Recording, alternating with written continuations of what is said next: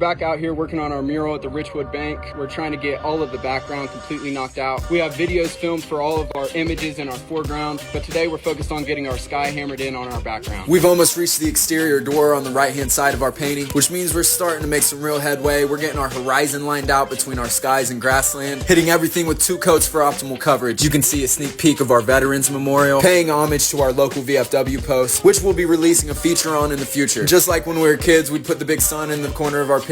We got our outline around it as well as our landmark grain bins. Now that we finally have paint on the entire wall from end to end, we're gonna knock those clouds out to tie everything together. As you can see, we have these clouds spread throughout the horizon of our entire piece. So we're going through with a shark fin gray to accent those white clouds, giving us some depth and definition. We're happy to get paint from end to end, but once our images are complete, we'll have to go back through and detail our whole wall. Your input shapes this project, so comment below one thing you'd like to see on the wall. Have a blessed day as always, my beautiful people, and don't call the bad guys. Call good boy.